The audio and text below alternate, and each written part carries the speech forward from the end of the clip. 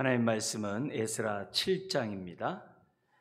이 시간 우리 10절까지 한 절씩 교도하겠습니다. 구약 919페이지 7장 1절입니다. 이루리의 바사왕 아다사스다가 왕 위에 있을 때 에스라라 하는 자가 있으니라. 그는 스가랴의 아들이요 아사랴의 손자요 hil기야의 증손이요 살룸의 현손이요 사독의 5대 손이요 아이두베의 6대 손이요 아마랴의 7대 손이요 아사랴의 8대 손이요 무라요의 9대 손이요 스라히야의 10대 손이요 우스에일의 11대 손이요 붓기의 12대 손이요 아비수아의 13대 손이요 비느하스의 14대 손이요 엘르아살의 15대 손이요 대제사장 아론의 16대 손이라.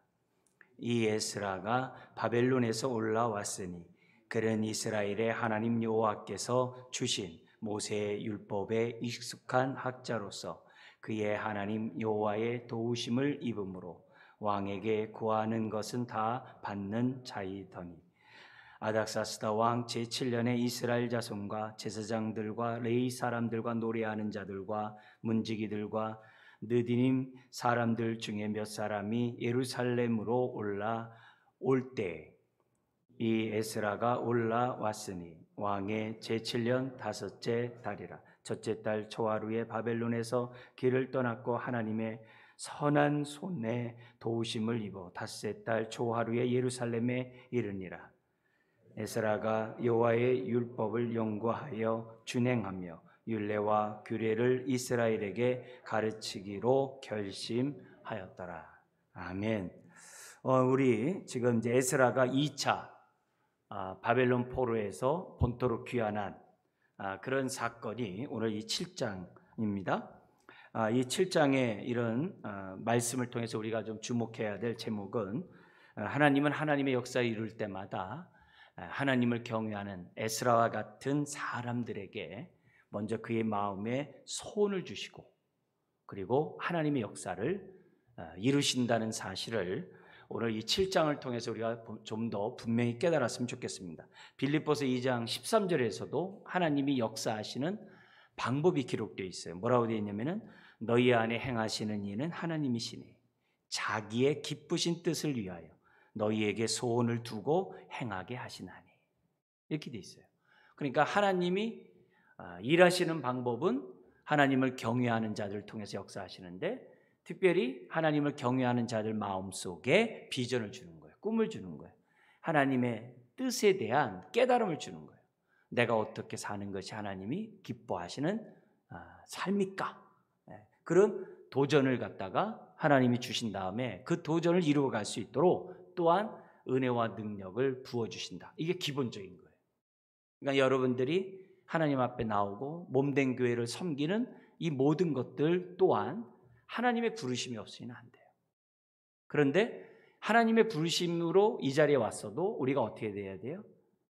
나를 부르신 소망이 무엇인지 그 뜻을 알고자 해야 되고 그래서 예배를 드리는 거예요.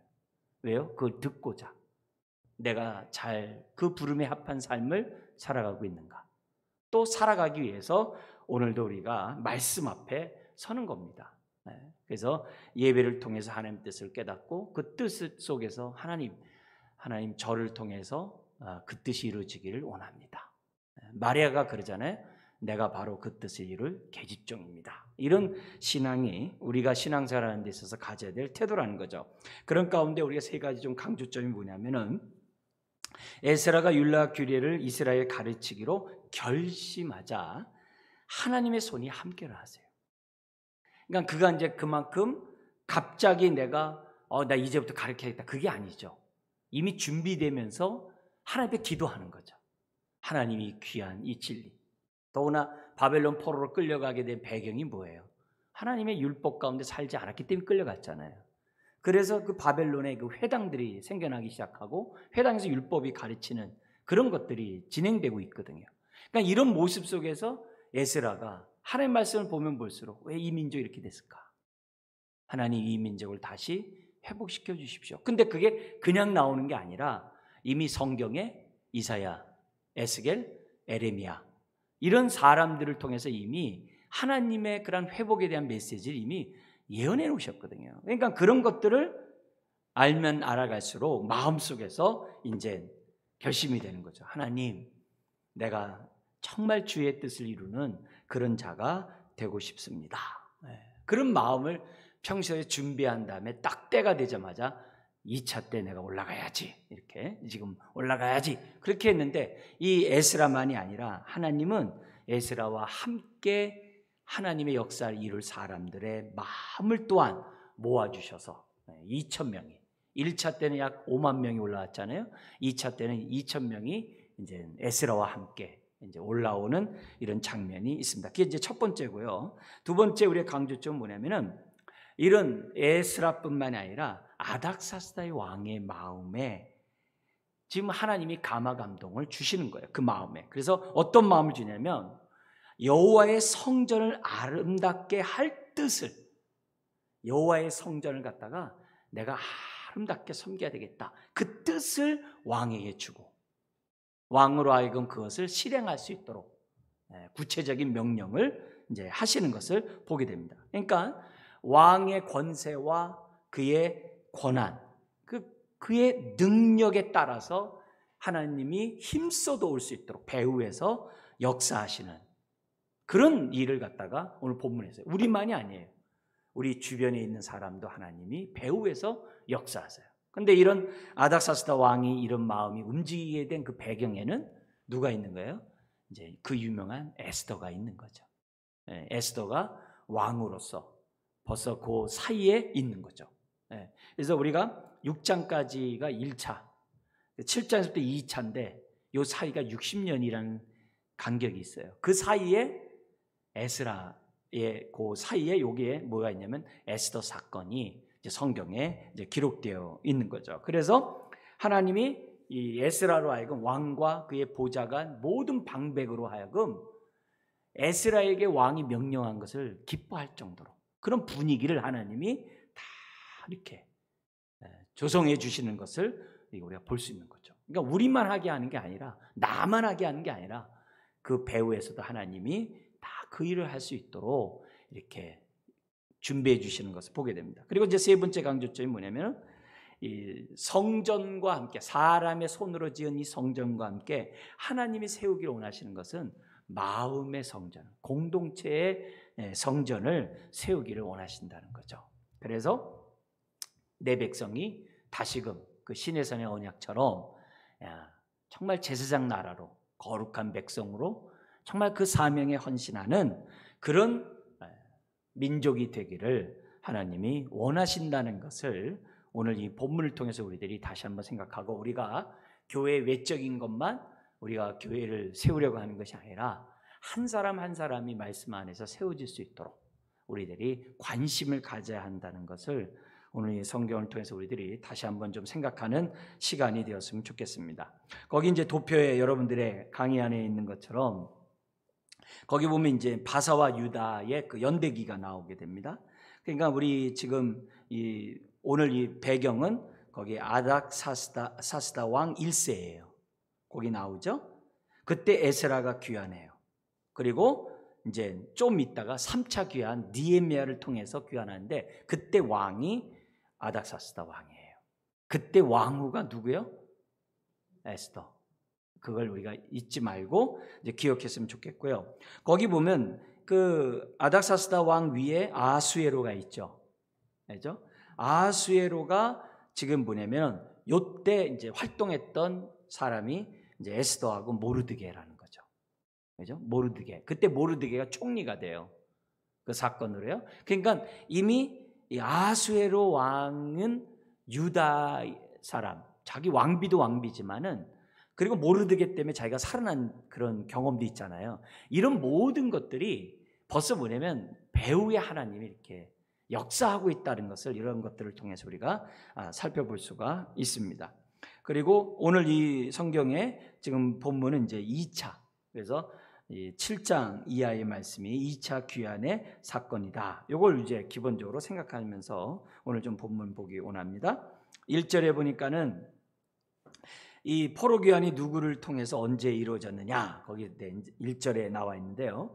거기 보면 2일 후에는 60년 후예요. 그죠? 성전이 완성이 되고 이제 60년이 지난 다음에 지금 뭐냐면 귀환하는 거예요. 그러니까 80년 전에 귀환했는데 20년 만에 성전이 완공되잖아요. 이제 그 이후에 이제 60년이 지나서 이제 에스라를 통해서 2차 바벨론 이제 바벨론에서 나오게 되는 그런 장면이 오늘 본문에 나오고 있습니다.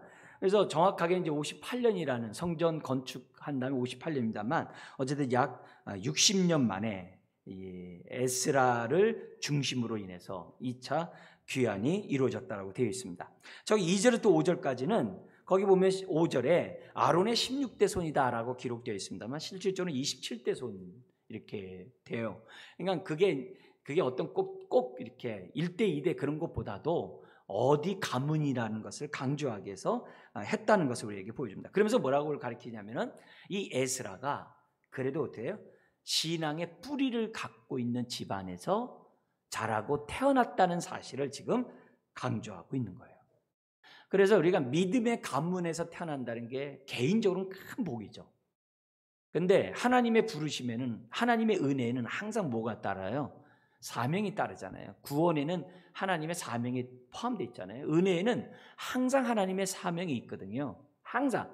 그러니까 이 믿음 개인적으로 봤을 때 굉장히 큰 행복이지만 동시에 그에게는 뭐가 남아있는 거예요? 하나님의 뜻을 이어갈 사명이 그에게 있는 거죠. 그게 이제 성경에서 믿음의 가문, 가문을 얘기할 때마다 항상 요구하는 내용입니다. 그리고 성경에 보면은 하나님의 역사에 이루어졌던 사람들의 그 가문을 보면은 항상 이런 가문을 많이 사용하세요. 신약에서도 우리 세례 요한의 같은 경우도 그 엄마가 뭐예요? 아론의 가문이거든요. 아론의 가문. 그 아버지는 제사장 가문이고. 그러면서 성경에는 뭐냐면 의의 가문이라고 얘기를 하고 있거든. 그만큼 정말 하나님 앞에 올바로 서고자 하는 그런 가문 속에서 누가 나오는 거예요? 세례 요한이 나오는 거예요. 그러니까 여기 에스라도 뭐예요? 그런 믿음의 가문 속에서 이런 에스라와 같은 이런 하나님 앞에 쓰임받는 사람이 나왔다는 사실을 우리들이 기본적으로 생각해야만 합니다. 그래서 단순한 혈통의 계승이 아니라 믿음의 계승을 이은 이 집안을 보면서 우리도 이제 생각하는 거죠. 하나님, 우리가 몇 대째 믿었고 또 내가 처음서부터 기독교를 시작하는데 주님 내 자녀의 자손 우리 7편 이런 데서 또 128편에서 얘기하는 것처럼 자손의 그 복을 정말 하나님을 잘 섬기는 복을 볼 수 있도록 은혜를 달라고 우리가 정말 하나님 앞에 기도해야 될 그런 대목이 바로 이런 본문이라고 말씀드릴 수가 있습니다. 지금 아까 27대 손이라고 얘기했는데요. 왜 그러냐면 중간중간에 많이 빼놨어요. 이걸 어디서 알 수 있냐면은 역대상 6장 9장에 보면은 아론의 가문에 대한 족보가 나와요. 거기 살펴보면 많이 빠져 있는 것을 우리들이 이제 알 수 있는 거예요. 왜 이렇게 빠뜨리냐? 아까도 얘기했지만 그런 게 중요한 게 아니에요. 이건 어디에도 나와요? 마태복음 1장에도 나와요. 그죠? 14대라고 했는데 세 번째는 14대가 아니라 13대밖에 없잖아요.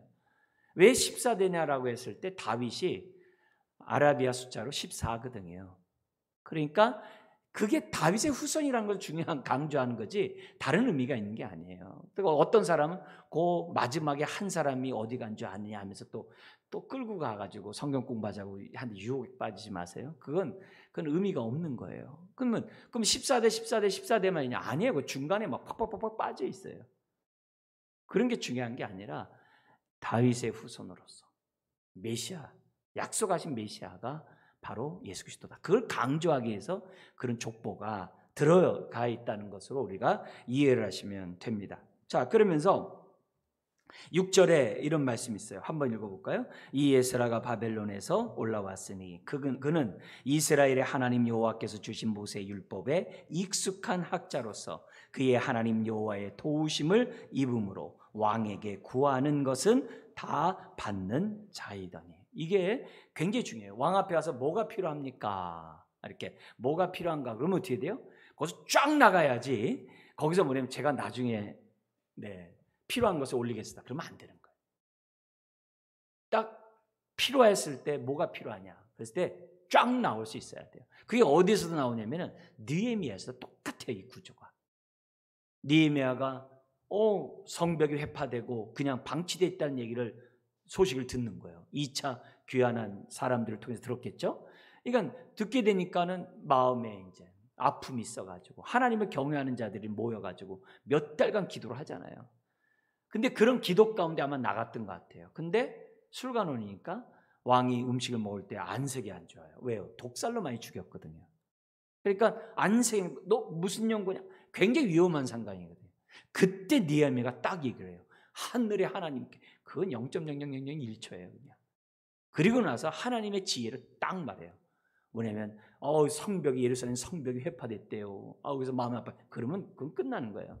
그게 아니라 우리 조상의 묘가 회파되어 있습니다. 이렇게 딱 얘기를 합니다. 왜요? 왕실에서는 조상의 묘가 굉장히 중요하거든요. 그런 지혜가 뭐예요? 이 탁 나온 거거든요. 그러면서 어떻게 쫙 나가잖아요. 내가 필요한 게. 그래서 점점 요구를 하면서 왕이요, 잠깐 나에게 기회를 주시면 갔다 왔으면 좋겠습니다. 갔다 와라. 딱 그러는 거거든요. 그러니까 이런 부분에서 이 에스라가 느헤미야 같이 갑자기 툭 나온 게 아니라 많이 기도한 거예요. 하나님, 가고 싶습니다. 이스라엘을 부흥하고 싶습니다. 저에게 기회를 주시고 제가 정말 이 율법 가운데 이 민족을 올바로 세워놓을 수 있도록 하나님 은혜를 베풀어 주세요. 그런 기도, 그렇게 많이 하면 어떻게 돼요? 기도를 많이 한 사람이 헌신하게 돼 있어요. 항상 기도를 한 사람이 헌신합니다. 그건 어쩔 수 없어요. 왜요? 하나님이 마음의 소원을 두고 이루시거든요. 항상 기도하다 보면 하나님의 마음과 뜻을 헤아리게 돼 있고 그 사람이 뭐예요? 하는 거예요. 왜 그래요? 그게 성령님의 감화 감당이거든요. 항상 주의 일은 그렇습니다. 그러니까 에스라가 왕께 구하는 것은 다 받아요. 그만큼 합리적이라는 거죠. 그만큼 왕의 마음이 하나님 앞에 열려 있다는 것을 지금 보여주는 그런 장면이라는 거죠. 그러니까 이 사람이 지금 이렇게 정말 이런 표현을 갖다가 율법에 익숙한 학자다. 심지어는 나중에 보면은 율법의 12절에 완전한 학자다. 이렇게 한 거 보면은 얼마나 연구하고 준행했는지를 지금 엿보는 그런 대목이 아닐 수가 없습니다. 아까도 말씀드렸듯이 포로로 끌려간 사람들이 막 하나님 앞에서 막 얼마나 많이 울부짖었겠어요. 근데 그때 이제 하나님이 다니엘이나 에스겔 같은 선지를 통해서 우리들의 이런 형편이 율법을 떠났기 때문이라는 것들을 배우게 되거든요. 거기서 이제 사람들이 각성하고 거기서 하나님의 은혜를 회개하면서 은혜를 구하는 그런 상황이거든요. 그러니까 결국 본토로 돌아오는 사람들은 그만큼 깨어서 기도한 자들이 돌아온 거예요. 다른 거 없어요. 그만큼 깨어서 기도하고 이스라엘의 회복을 사모하는 자들이 지금 뭐예요? 부르짖게 되어 있다는 것을 이런 데서 지금 보고 있다는 거죠. 그래서 포로 가운데서도 그 가문은 영적으로 흐려지지 아니하고 오히려 포로 가운데서도 더 오히려 힘든 가운데서도 율법을 알고자 정말 하나님 앞에 열심을 가졌던 그런 가문이 바로 에스라 가문이었다는 것을 우리가 보죠. 더구나 그의 집안이 제사장 가문이잖아요. 그러니까 제사장이 율법을 가르쳤잖아요, 사람들에게. 그러니까 얼마나 그 사람이 그런 일에 열심을 냈는지를 우리가 엿볼 수 있는 그런 장면이 아닐 수가 없습니다. 그래서 지금 포로 생활이에요. 여러 가지 어려운 환경이에요. 하나님이 안 도와줬다라고도 볼 수 있어요. 하나님 우리와 함께하지 않는다라고도 사람들이 오해할 수도 있어요. 그럼에도 불구하고 에스라는 율법에 능통하도록 그런 최선을 다했다는 거예요. 그게 중요한 거예요. 이런 마음을 하나님이 하나님의 역사를 이루시기 위해서 마음을 주신 거예요. 그러니까 여러분도 은혜를 사모하거나 여러분도 말씀에 대해서 남다른 깨달음이 나에게 왔을 때는 정말 준비하셔야 돼요. 먼저 감사부터 하시고 준비하셔야 돼요. 하나님, 제가 저에게 이런 깨달음을 주셨는데 정말 적절하게 쓰임받을 수 있도록 저에게 깨달음과 준비를 허락하셔서 때가 됐을 때 하나님 앞에 정말 자원하는 자가 될 수 있도록 하나님 앞에 기도하셔야만 하는 거죠. 그러니까 힘들어도 본질을 잡는 이 에스라의 모습을 저와 여러분들이 잊어서는 안 돼요. 그래서 특별히 내 삶이 굉장히 힘들고 사면초가고 어렵고 정말 너무나도 힘들 때 우린 뭐 하게 돼요? 원망하거나 낙심하거나 불평하거나 사람을 의지하거나 막 그러잖아요. 그러지 말고 본질을 잡자는 거죠. 그럴수록 우리가 어떻게 돼요? 말씀 앞에 다가서서 하나님 말씀을 통해서 나의 현실을 볼 수 있는 거울이 되게 하셔서 나의 영은 나의 영적 생활을 나의 속사람을 볼 수 있도록 은혜를 달라고. 그래서 힘들수록 우리가 뭐예요? 말씀 앞에 바짝 다가서는 이걸 우선적으로 하셔야 된다는 거죠. 그러면 어느 순간에 딱 내가 하나님의 은혜를 딱 깨닫는 순간에 뭐가 돼요? 하나님의 함께함을 느끼잖아요. 함께하면 끝나는 거예요. 하나님이 나와 함께한다는 사실만 알면 끝나는 거예요. 완전히 우리들이 세상을 현재를 내 모습을 바라보는 그 내용이 시각이 이렇게 주어가 바뀌어요. 하나님 중심의 사람으로 저와 여러분들이 바뀔 수밖에 없다는 것을 기억해야 됩니다. 그런데 동시에 하나님이 이렇게 에스라를 준비하면서 뭘 깨달아야 되냐면은 하나님은 성전 건축이 능사가 아니라 진정한 말씀 앞에서는 영적 부흥이 하나님의 뜻이라는 사실을 우리는 깨달을 수 있다는 거예요. 왜요? 에스라 학사를 준비하신 것을 볼 때. 그죠? 그걸 우리들이 깨달아요. 그래서 성전 건축으로 끝나는 게 아니에요. 하나님의 역사는 율법에 순종하는 백성으로 세우는 것이 뭐냐면 하나님의 뜻인 거예요. 아무리 예루살렘 성전이 웅장해도 솔로몬 성전이 웅장해도 포로로 끌려갔잖아요. 성전이 중요한 게 아니에요. 그 성전에서 하나님을 경외하는 사람들로 만드는 것이 중요하다는 것을 지금 에스라를 통해서 우리에게 보여준 거예요. 그러니까 본질이 저와 여러분들이 목사나 여러분들이나 신앙생활 할 때 항상 본질을 놓치면 안 돼요. 봉사를 하면서도 본질을 놓치면 안 돼요. 내가 봉사하고 헌신할 때 기본적인 두 가지잖아요. 나에게 은혜를 주신 것에 감사해서 내가 한다. 은혜에 대한 감사하고 두 번째는 뭐냐면 이렇게 하면서 그리스도의 몸이 세워진다라고 하는 그런 뭐예요? 비전 속에서 우리가 봉사를 해야 되는 거예요. 그리스도의 몸을 세우고자 내가 봉사를 해야 된다는 사실을 기본적으로 저와 여러분들이 가지면서 신앙생활을 해야 돼요. 그래야 탈진이 안 돼요. 그래야 자기 의의가 나타나지 않을 수가 있다는 거죠. 그러면서 이 7절부터 10절에 이 준비된 이 에스라가 결심을 해요. 뭘 결심하냐? 나 율법을 가르치겠다 이렇게 하고 있죠. 자, 여기 보니까 7절에 2,000명이 올라가는 거 보면은 그 당시에 다 올라간 게 아니에요. 제 생각 같았으면 바벨론에서 지금 뭐냐면 본토로 올라가라. 그렇게 했었으면 저는 제일 먼저 싸고 짐 싸고 올라왔을 것 같은데 안 간 사람들도 많이 남은 거예요. 지금. 그래서 또 2,000명이 또 올라가거든요. 그러니까 다 동참한 것은 아니었어요. 그래서 이제 2차가 이제 시작이 되었는데 그때 가는 사람도 굉장히 다양해요. 이스라엘 자손뿐만이 아니라 제사장 레위 사람 노리하는 자라 문지기 느디님, 이 느디님이 이방 사람인데요. 유대교로 이제 개종을 한 사람들이에요. 이방 사람인데요. 그러니까 그런 사람들도 지금 어떻게 돼요? 같이 지금 한 몸이 돼가지고 오는 거죠. 그러니까 아까도 누님이 말씀드립니다만 이런 일은요 어느 한 순간에 내가 가야지 이렇게 된 게 아니라 준비해왔다는 거예요. 이스라엘의 회복을 위해서 그들은 준비하고 기도하면서 준비하고 있었던 거예요. 본토에 올라가서 성전이 세워졌지만 그들의 관심은 그 예루살렘 성전에서 신앙생활 잘하고 있는가 이게 늘 관심인 거예요. 그들의 관심인 거예요. 그래서 그런 속에서 이들이 결정했다는 사실을 저와 여러분들이 잊어서는 안 됩니다. 근데 이 가는 이 기간이 이 5개월 만에 도착했지만 실제로는 4달입니다. 그러니까 4달 만에 이제 거의 이제 거기 보면은 9절에 보면 첫째 달 초하루에 해가지고서 다섯째 달 초하루에 도착한 거 보니까 이제 만 4달 동안에 그들이 이제 간 거죠. 그리고 8장에 나중에 보면요 정말 위험이 많았어요. 왜냐면 아직 전체적으로 뭐냐면 나라들이 안정된 게 아니거든요. 안정된 상황이 아니거든요. 나라들마다 독립을 꿈꾸고 있고 그런 시대에 어떻게 돼요? 치안이 이렇게 완벽하게 되어 있는 그런 시대가 아니에요. 근데 2,000명이 4달 동안에 걸어가면서 간다. 이게 쉬운 게 아니에요. 근데 감사하게도 거기 9절에 하나님의 선한 손에 도우심을 입어 이렇게 돼 있어요. 선한 손에 도우심을 입어. 그러니까 쉽지 않은 여정이었지만 하나님의 선한 목자, 음침한 골짜기를 다닐지라도 해를 두려워하지 않는 그런 은혜를 갖다가 딱 경험한 거예요. 이게 하나님이 함께 하시는 은혜죠. 그리고 그 에스라가 결심하는 거죠. 내가 율법을 가르침으로 제사장 나라, 거룩한 백성으로 다시금 신의 산 언약 백성으로 내가 서게 하게 했다. 이런 결심을 이제 하는 장면이 오늘 이 10절까지 나와 있는 것을 보게 됩니다. 그러니까 오늘 이 시간 예배를 드리고 우리가 주의 말씀을 연구하고 묵상하는 이유는 다른 게 아니에요.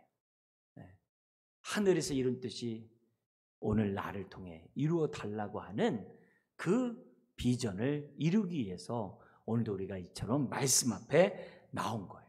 그러니까 누구보다도 저와 여러분들이 기도하면서 열정을 가질 때 말씀을 가까이 하게 돼 있어요. 근데 그런 게 없으면 말씀은 그냥 필요할 때만 보는 거예요.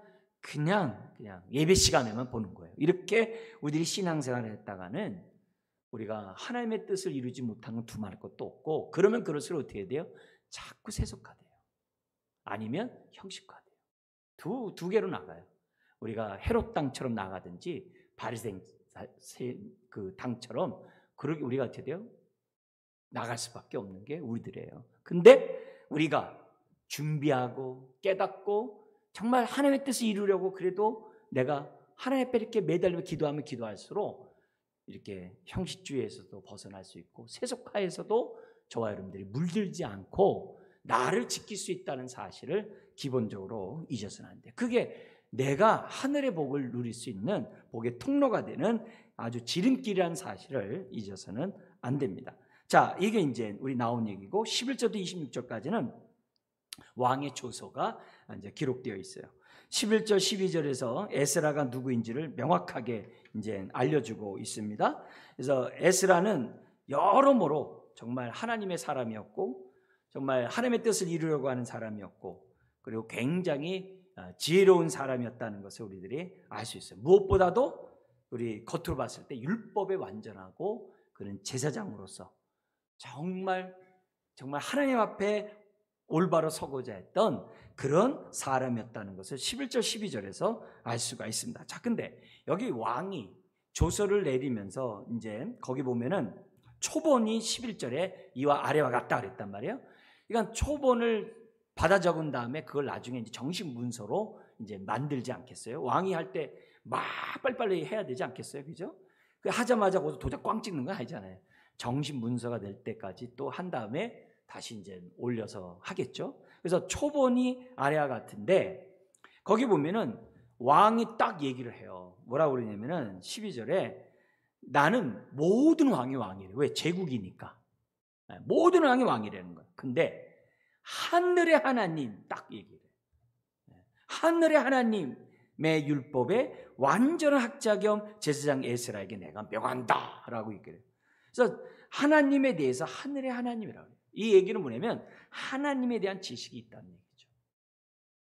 하나님에 대한 지식이 없으면 안 돼요. 더구나 그 당시 이런 바사 제국이나 바벨론이나 애굽이나 왕들은 다 뭐예요? 신의 아들로 다 추앙받던 그런 시대거든요.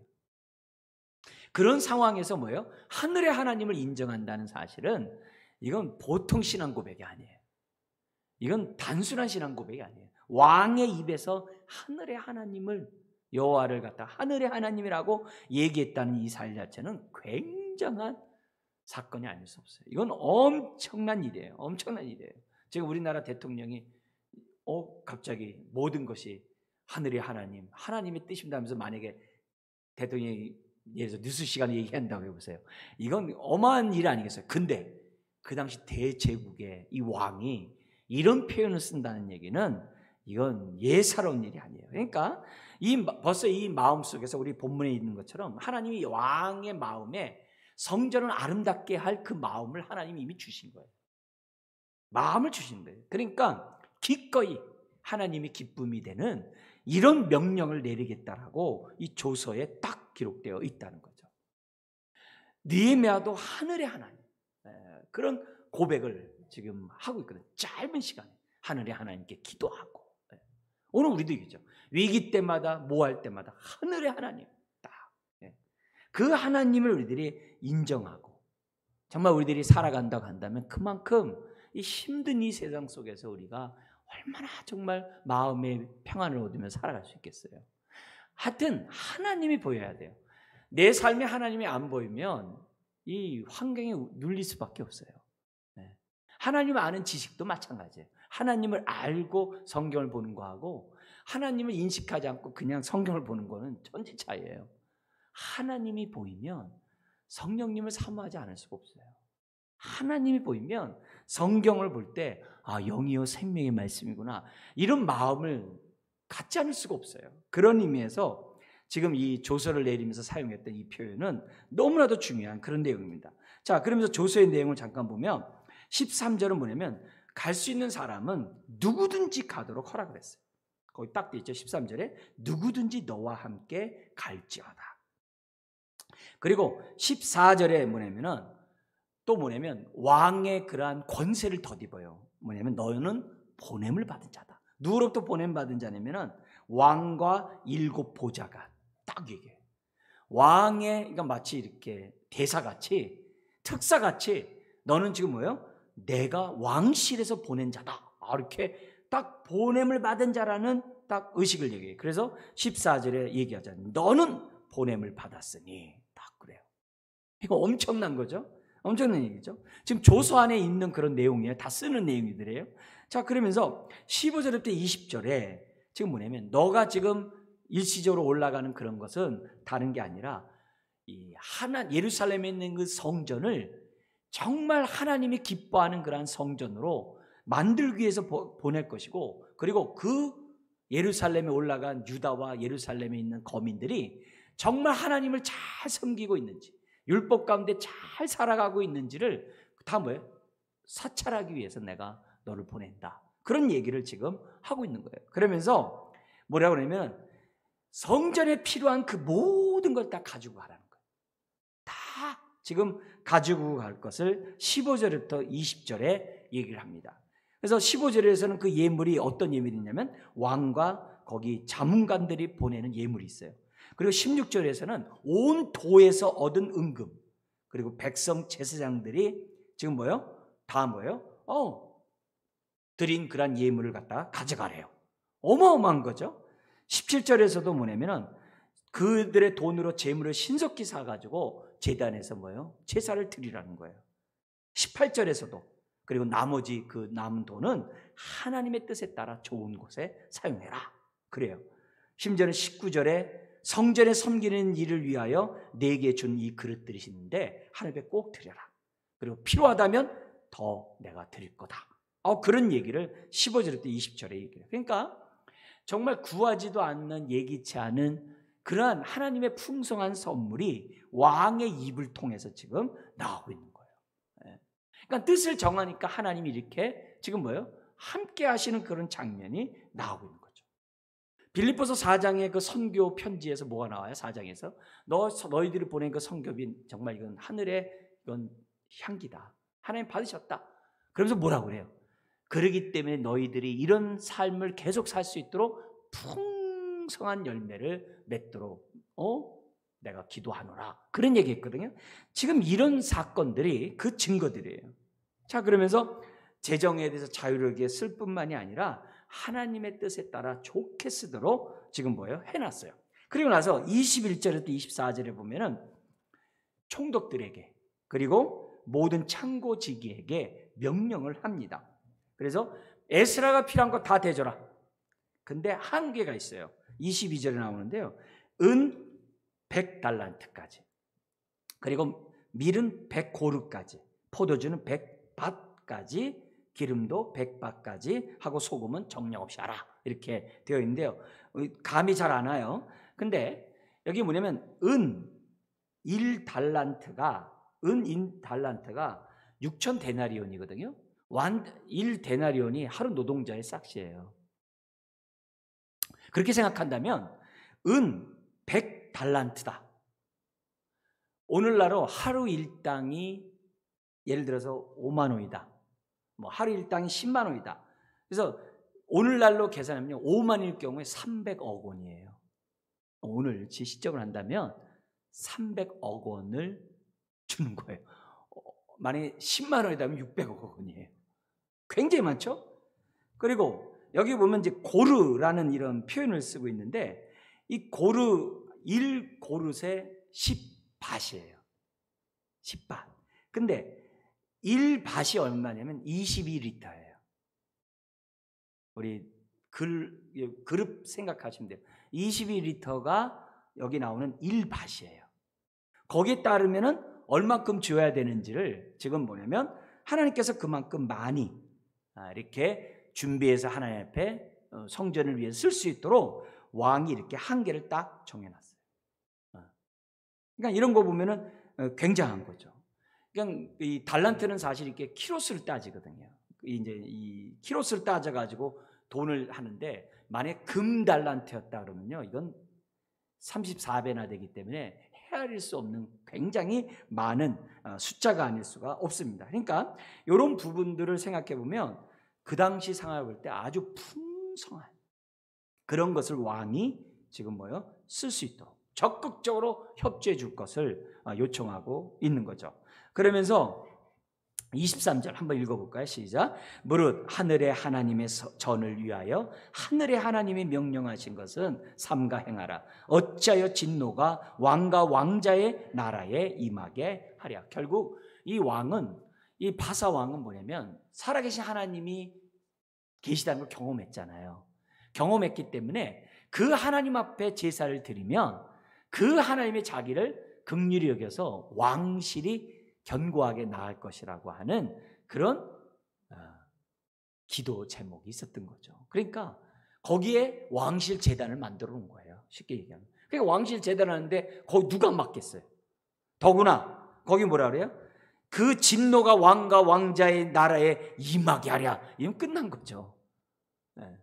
단순한 여호와의 하나님이 아니라 왕의 입장에서 볼 때는 하늘의 하나님으로서 이렇게 함으로써 모든 그리고 그들이 이 왕실을 위해 기도할 수 있도록 적극적으로 도울 것을 얘기를 합니다. 그러면서 24절에 세금 감매줘라.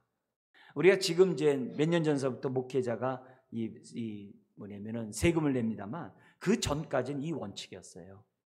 전까지 이 원칙 속에서 이 세금을 갖다 목회자에게 받지 않도록 그 동안에 이제 해왔었는데 이제 지금 와서는 지금 뭐냐면 그걸 이제 세금을 내는 것으로 이렇게 되어 있죠. 여러 가지 논란이 많이 있습니다만 어쨌든 성전에서 일하는 모든 사람들에게 조공과 관세와 통행세를 받지 말 것을 그렇게 하면서 전심으로 그들이 하나님만 섬길 수 있도록 해달라고 얘기합니다. 근데 놀라운 사실은 25절 26절에 더 나가요.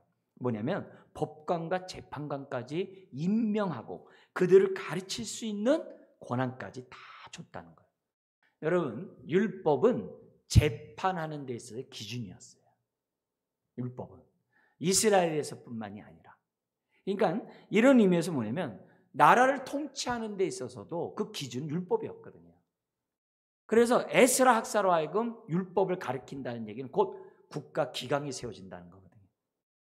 그만큼 왕실이 튼튼해진다는 것을 지금 대변하고 있는 그런 내용이에요. 그러면서 26절 우리 한번 읽겠습니다. 무릇 내 하나님의 명령과 왕의 명령을 준행하지 아니하는 자는 속히 그 죄를 정하여 혹 죽이거나 귀양 보내거나 가산을 몰수하거나 옥에 가둘지니라 하였다. 그러니까 엄청난 거죠. 근데 이 조서의 내용을 보면요, 지금 우리가 다 자세히 안 봤습니다만 율법에 대해서 너무 잘 알아요. 내용이 그 49절이나 되는 그 지면에 율법에 대해서 너무 잘 알아요. 그리고 또 하나 제사에 대해서도 너무 잘 알아요. 하나님에 대한 예배에 관한 이 부분도 너무 잘 알고 있어요. 그리고 성전 제사뿐만이 아니라 이 왕에게 뭐냐면 자치권을 줄 뿐만이 아니라 모든 권한을 위임을 해요. 그런 은혜를 갖다가 왕이 베푸는 것을 보게 됩니다. 그러니까 정치 경제적뿐만 아니라 군사적으로도 아주 안정된 속에서 이스라엘을 개혁할 수 있도록 하나님이 다 손에 보신 거죠. 우리가 그 디모데전서 2장에 있는 것처럼 왜 우리 대통령을 위해서 왜 기도해요? 이 나라를 왜 기도해요? 그래야 믿는 사람들이 평안하게 신앙생활을 할 수 있고 복음 전도를 해나갈 수 있다는 거죠. 그런 의미에서 우리가 나라와 민족을 위해서 기도하는 것은요, 당연한 일이에요. 무엇보다도 우리들이 부르짖는 그런 것들은 너무나도 중요해요. 자, 근데 이렇게 왕이 호의적인 것은 도대체 뭔 이유가 있는 건가?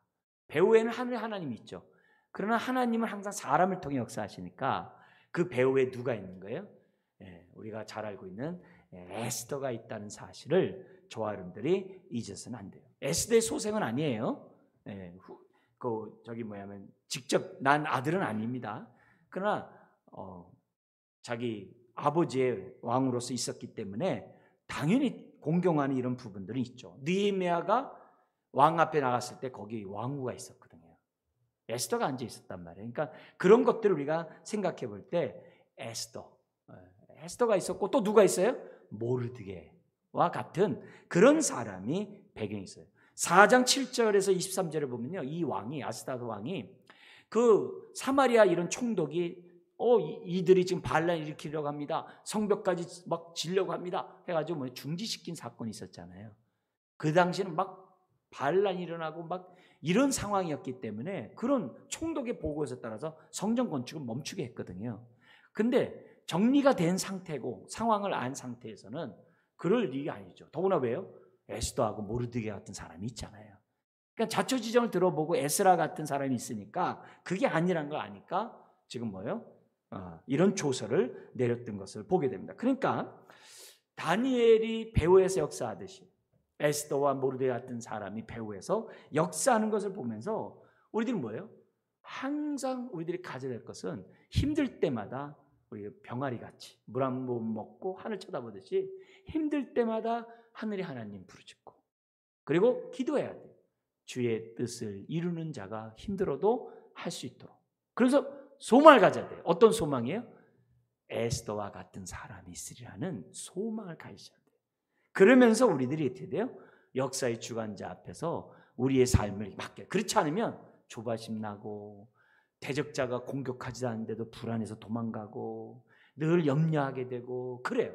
그러지 말고 어렵고 힘들 때마다 하늘의 하나님 바라보고 오늘 우리들이 어떻게 하나님의 뜻을 이루어야 되는가, 에스라 같은 마음을 저와 여러분들이 가져야 한다는 거죠. 그래서 결론이 27절에서 28절로 이제 나오게 됩니다. 거의 찬송의 내용이 이제 끊어서 보면요, 뭐라고 되냐면 첫 번째는 우리 조상들의 하나님 여호와를 송축할지라. 조상의 하나님이라는 얘기는 아브라함의 하나님이라는 얘기예요. 다른 말로 하면 언약의 하나님이라는 거예요. 그래서 언약의 하나님이 뭐예요? 하나님의 약속을 지켰다. 어떤 약속이요? 에레미야, 이사야, 에스겔과 같은 선지자가 한 약속을 갖다가 이루심에 감사하면서 찬양하는 얘기예요. 여러분, 우리 하나님은, 언약의 하나님은 오늘도 신실하세요. 그래서 우리는 이미 그걸 경험하면서 오늘 살아요. 앞으로의 삶도 어떻게 돼요? 신실하세요. 그걸 우리들이 믿고 하나님의 역사에 나를 사용해 주세요. 하나님의 역사에 나를 좀 써달라고 하나님께 기도하면서 하루를 사셔야 됩니다. 그런데 두 번째 뭐라고 되냐면 그가 왕의 마음에 예루살렘 여호와의 성전을 아름답게 할 뜻을 두시고, 하나님이 왕의 마음에 뜻을 뒀대요. 배후의 마음에, 배후에서 역사하시는 그런 하나님, 특별히 뭐예요? 하나님의 주권, 하늘의 하나님의 주권을 지금 강조하고 있어요. 믿지 않는 자라 할지라도 하늘의 하나님은 역사하세요. 느부갓네살 왕의 마음을 움직이듯이 얼마든지 움직인다는 사실을 우리들이 생각하고 너무 한숨 짓지 않았으면 좋겠어요. 너무 소망 없이 우리가 살아가지 않았으면 좋겠어요. 세 번째는 뭐가 되냐면 또 나로, 에스라 얘기하죠. 왕과 그의 보좌관들 앞과 왕의 권세 있는 모든 방백 앞에서 은혜를 얻게 하셨다. 시기 질투할 수 있잖아요. 그죠? 그리고 왜 이렇게 특혜를 많이 주냐고 이렇게 얼마든지 할 수 있겠죠. 그렇지만 어떻게 돼요? 공식적인 직함을 받아요. 에스라가. 그리고 합법적인 권리를 가지고 하나님의 일에 최선을 다해요. 사실 에스라는 뭘 회복하러 간 사람이에요? 성전이 이미 완성돼 있어요. 뭐예요? 이스라엘의 마음에 하나님을 경외하는 율법의 사람으로 만드는 것이 그게 사명이거든요. 사실 이 사명엔 돈이 필요 없어요. 사실요. 그렇게 필요 없거든요. 그런데도 불구하고 하나님 뭐예요? 모든 환경, 이걸 통해서 뭘 보여주는 거예요? 과연 하나님은 살아계시구나. 이 유다 주변에 있는 많은 대적자들, 느헤미야 이제 막 나와요. 동서남북에 그 대적자들이 이제 기겁하는 거죠. 와, 하나님이 정말 살아계신 분이구나. 그 동서남북에 있는 나라들이 하나님을 보는 거거든요. 그런 의미에서 하나님이 이런 식으로 해놓으신 거예요. 그리고 이건 어디에도 나와요? 출애굽했을 때에도 많은 금은보화를 갖고 나오게 하시고, 1차 귀환할 때도 많은 금은보화 갖고 가게 하시고, 지금 뭐예요? 2차 때도 하나님이 똑같이 행하시는 이런 더하여 주시는 이런 복들이 오늘 이 본문에 나와요. 그만큼 왕실 분위기가 하늘의 하나님을 경외하는 그런 분위기가 있었다는 거예요. 그러니까 방백들이 동의를 한 거죠. 그럼 마지막 이렇게 얘기합니다. 너무 중요한 그런 얘기인데요. 뭐냐면 내 하나님 여호와의 손이 내 위에 있으므로 내가 힘을 얻어. 이게 중요한 거예요. 힘을 얻어 이스라엘 중에 우두머리를 모아 나와 함께 올라오게 하였노라. 여러분, 이 에스라가 능력이 있어서 하는 것이 아니라는 거예요. 나의 나됨이 하나님의 손이 함께 하셨기 때문이라는 거예요.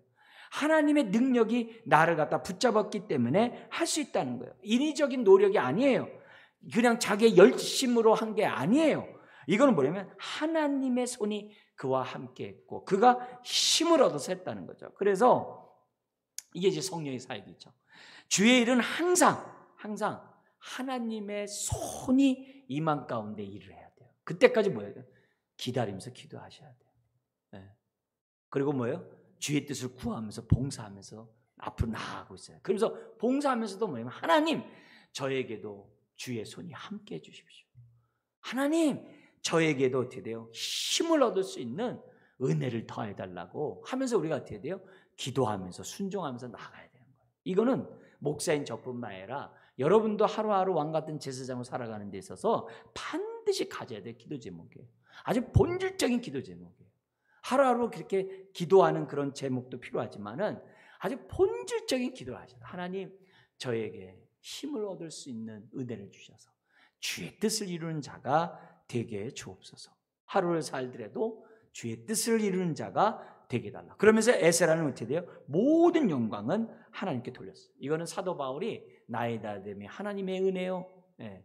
하나님의 은혜로 내가 한 것임을 고백한 거와 똑같은 고백이에요. 네. 그러니까 이게 뭐예요? 힘을 얻은 경험이 있으니까 어떻게 돼요? 이런 얘기하는 거예요. 근데 힘을 없이 경험을 하면 어떻게 돼요? 자기 능력을 하게 되고 자기 의의를 드러내게 되죠. 내가 했노라고. 감사보다도 그런 자기 일을 드러내기가 쉬운 거죠. 근데 이런 모습에서 에스라가 우리에게 샘플로 지금 도전하고 있는 거예요. 그래서 오늘 나는 주의 손이 함께하는 가운데 주의 사역을 하고 있는가? 오늘 나는 주의 선하신 손길 속에 인도를 받고 있는가? 오늘 나는 하나님의 선한 손길 가운데 나는 힘을 얻으면서 지금까지 살아왔는가를 우리가 이 밤에 하나님 앞에서, 이 말씀 앞에서 내 모습을 비춰봐야 될 줄 믿습니다. 우리 마지막에 있는 우리 빌립보서 2장 13절의 말씀을 우리 같이 한번 읽어볼까요? 시작. 너희 안에서 행하시는 일은 하나님이시니 자기의 기쁜 뜻을 위하여 너희에게 소원을 두고 행하게 하시나. 우리를 부르신 하나님께서 맹목적으로 뜻없이 부르신 분이 아니에요. 오늘 우리가 하나님 앞에 예배 드릴 때도 뜻없이 예배하면 안 돼요.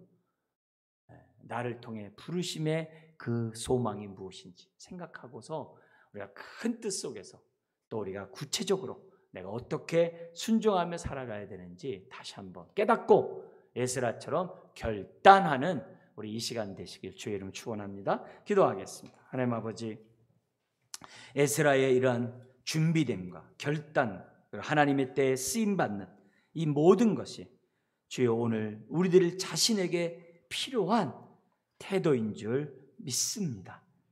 오늘 에스라의 이런 모습을 보면서 우리의 영적 생활을 우리가 비춰보기를 원합니다.